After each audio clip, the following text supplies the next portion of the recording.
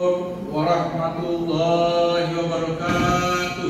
Waalaikumsalam warahmatullahi wabarakatuh. Alhamdulillahilladzi anzala ala 'abdihi al-kitaba wa lam yaj'al lahu iwaja. Walladzi arsala rasulahu bil huda wa dinil haqq liyusra ala dini kullihi wa la karihal musyrikun. Asyhadu an la ilaha illallah wahdahu la syarika lah. Wa asyhadu anna Muhammadan abduhu wa rasuluhu la nabiyya ba'dah. Allahumma shalli wa sallim wa barik ala Muhammad wa ala alihi wa ashabihi wa tabi'in wa tabi'ahum bi ihsan ila yaumil din. Amma ba'd. Qala Allah ta'ala fil Qur'anil Karim, a'udzu billahi minasy syaithanir rajim. Bismillahirrahmanirrahim. Ya ayyuhalladzina amanu taqullaha wa qulu qawlan sadida. Yusuf amalam yaghfir lakum dzunubakum wa may yuti'illah wa rasulahu faqad faza fawzan 'azima. Wa qala Allah ta'ala, qul innal mauta allazi tafirruna minhu fa innahu laqikum thumma turaduna 'alimil ghaibi wasyahadah wa yunabbi'ukum bima kuntum ta'malun. Surat Al-Azim. Bapak, ibu-ibu, saudara-saudariku yang dimuliakan Allah Subhanahu wa taala, serta anak sekalian yang saya banggakan, alhamdulillah, segala puji bagi Allah Tuhan seluruh sekalian alam. Senantiasa kita menjadikan puji syukur kepadanya karena banyak nikmat yang telah diberikan kepada kita. Kita tidak mampu menghitungnya. Terutama ini kita masih diberi umur yang panjang, masih diberi kesehatan. Kalau tahun lalu ada teman kita, keluarga kita, tetangga kita, jamaah masjid ini masih ada Ramadan yang lalu, tapi sekarang sudah tidak ada lagi. Daripada alhamdulillah kita masih diberi kesempatan oleh Allah dan kita masih diberi kesehatan. Malam ini tidak sedikit orang berbaring di rumah sakit, mau datang ke masjid tidak bisa, sakit. Maka karena itu untuk menghadapinya yang sabar, karena innallaha ma'as sabirin, bahwa Allah beserta dengan orang-orang yang sabar. Wabashir sabirin alladzina idza asabat musibah qalu inna lillahi wa inna ilaihi raji'un. Sampaikanlah berita gembira kepada orang-orang yang sabar, yaitu orang-orang yang tertimpa musibah, maka mereka mengatakan inna lillahi wa inna ilaihi raji'un, bahwa sesungguhnya segala sesuatu berasal dari Allah dan kembali kepada Allah. Mereka itu akan mendapatkan rahmat dari Tuhannya. Mereka itu mendapat Bapak ibu kaum muslimin dan muslimat yang dirahmati Allah Subhanahu wa taala. Oleh karena itu, saya tidak tahu tiba-tiba tahun ini, Ramadan tahun ini hanya sekali datang, satu kali setahun. Maka tidak semua orang yang hidup di bulan Ramadan ini pasti akan ada tidak mendapatkan lagi Ramadan tahun berikutnya. Dia tidak tahu. Karena begitu ajal sudah sampai, mau tidak mau, rela tidak rela, ikhlas tidak ikhlas, maka datanglah malaikat maut menjemput, mencabut nyawa.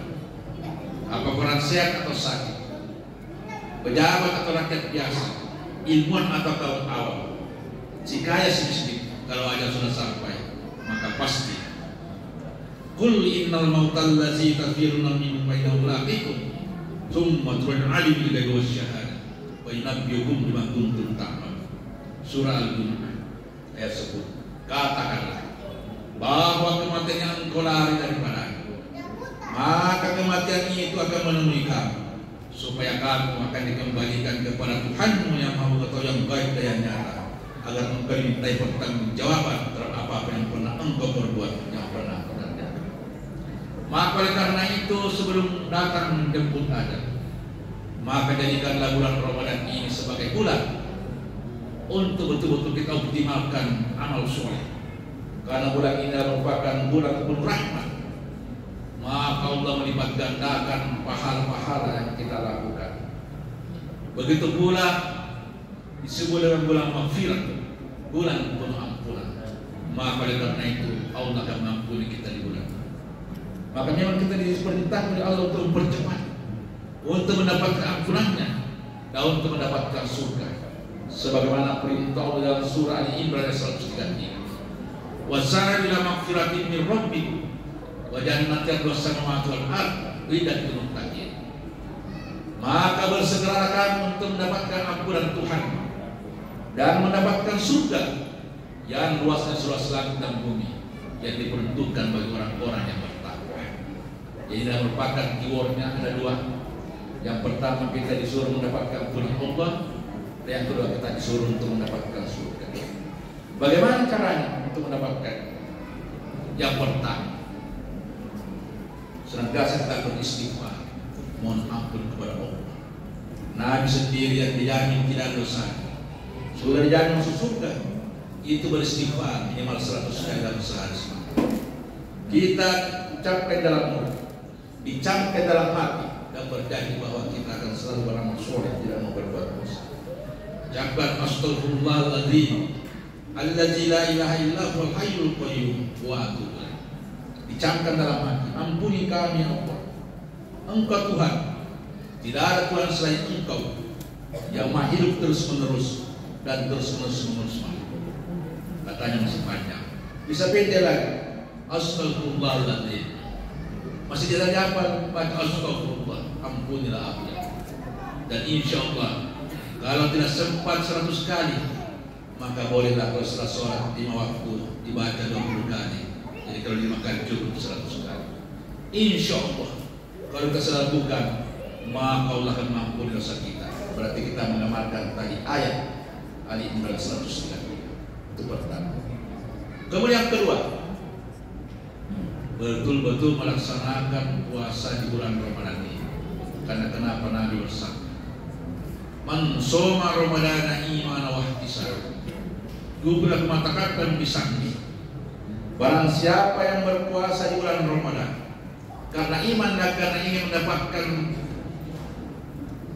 ridha dari Allah Subhanahu wa taala, maka dosa-dosa yang terlalu akan diampuni. Alhamdulillah, setelah nanti Ramadan dosa-dosa kita ini akan diampuni.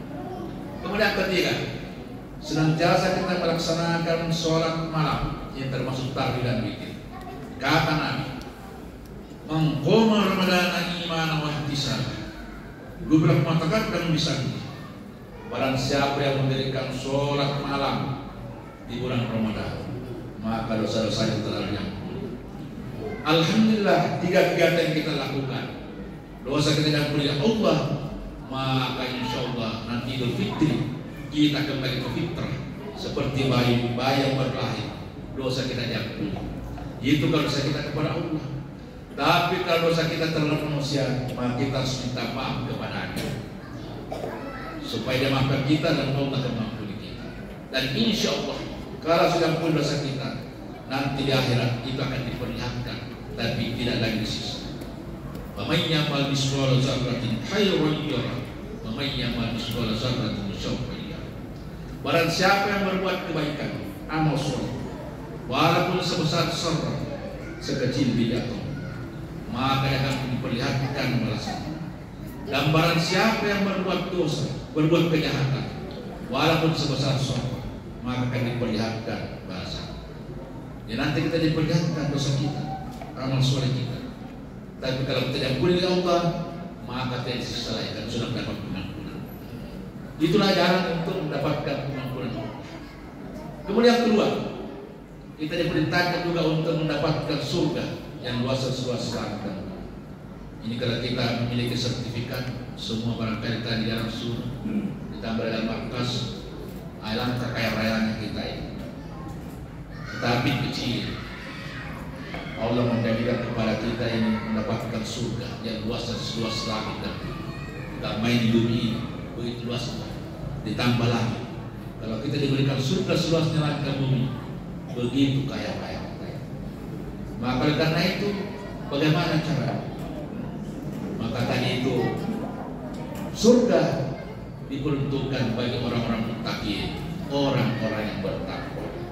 Orang bertakwa yang akan mendapatkan 2 keuntungan. Keuntungan 2 dimensi, yaitu dimensi dunia dan dimensi akhirat. Maka karena itu orang-orang yang bertakwa tadi itu akan mendapatkan surga yang luasnya seluas langit. Dan bagaimana cara bertakwa? Maka itulah tadi sebagaimana yang telah dijelaskan oleh para ustaz-ustaz malam-malam yang lalu, yaitu tujuan dari puasa. Apa tujuan dari puasa itu? Supaya kita menjadi manusia bertakwa. Ya ayyuhalladzina amanu kutiba alaikumussyam kama kutiba alal ladzina min qablikum lallakum tattaqun. Surah Al-Baqarah ayat 123. Wahai orang beriman, diwajibkan kepadamu berpuasa sebagaimana diwajibkannya orang-orang sebelum kamu agar engkau menjadi manusia bertakwa. Jadi karena itu kalau kita betul-betul berpuasa di bulan Ramadan ini karena Allah, maka insya Allah Allah akan menyuruh kita menjadi manusia bertakwa. Kalau itu betul terjadi, maka insya Allah kita sudah siapkan surga yang luasnya seluas langit dan itu. Itu dimensi akhir. Bagaimana dimensi dunia? Maka orang bertakwa ini tidak akan melarat, tidak akan sengsara. Kemudian tiba-tiba dia tidak sangka ada rezeki yang datang. Setiap ada kebutuhannya itu selalu tercukupi.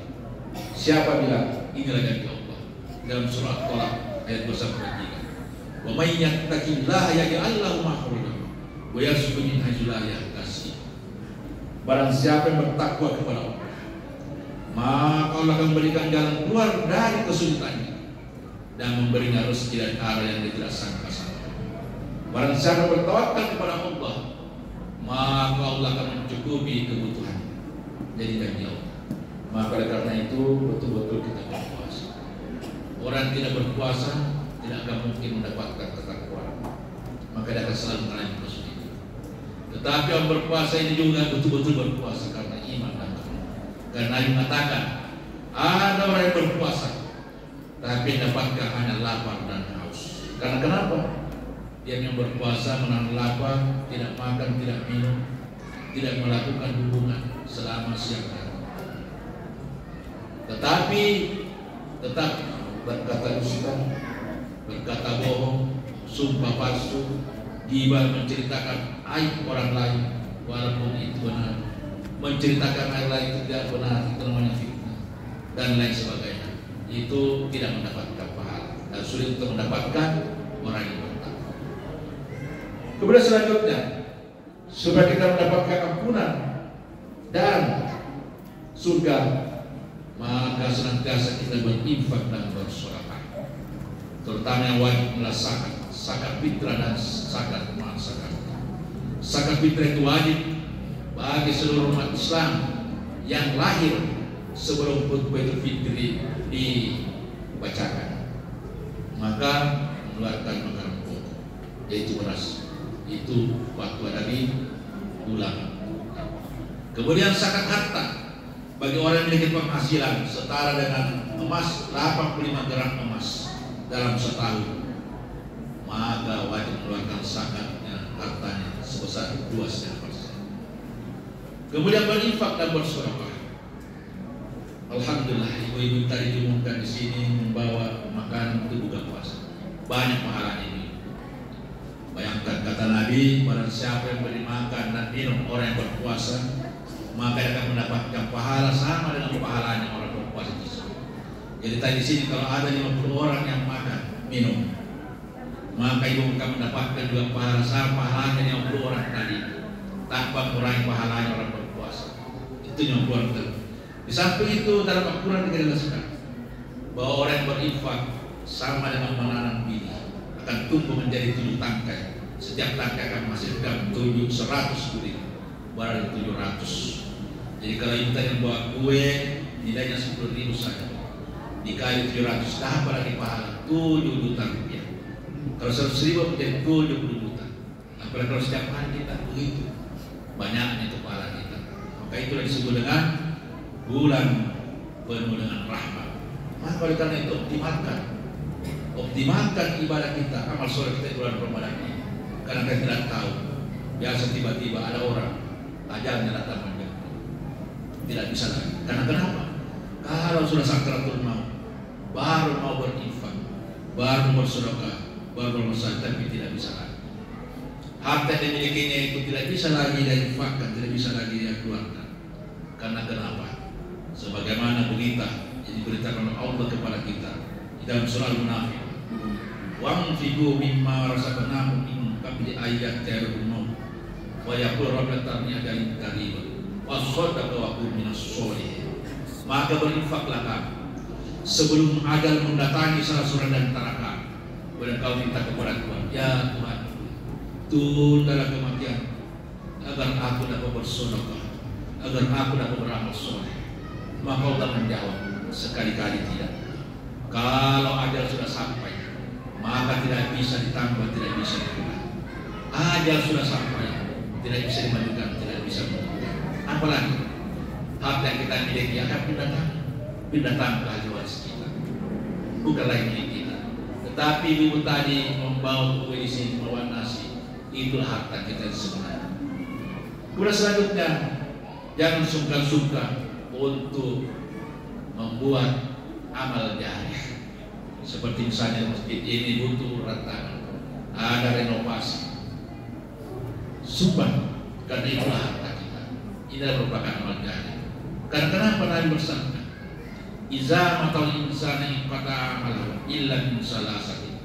Apabila manusia anak cucu Adam meninggal dunia, maka putus amalnya kecuali 3, yaitu amal jariah, yang kedua ilmu yang bermanfaat, yang ketiga anak soleh yang mendoakan.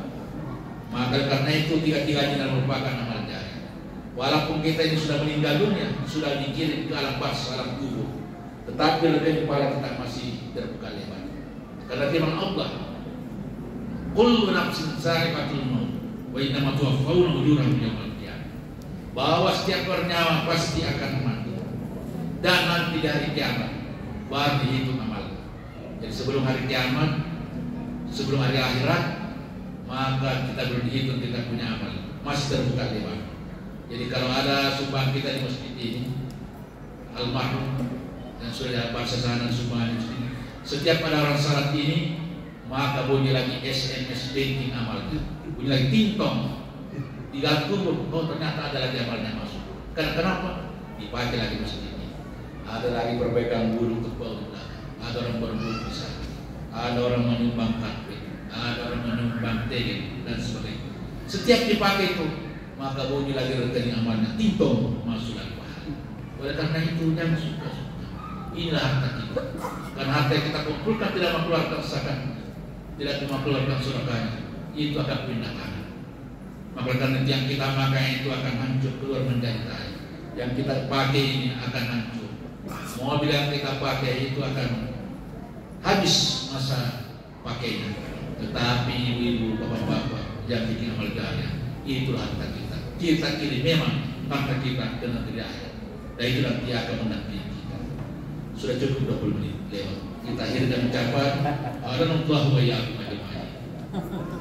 Wassalamualaikum warahmatullahi wabarakatuh.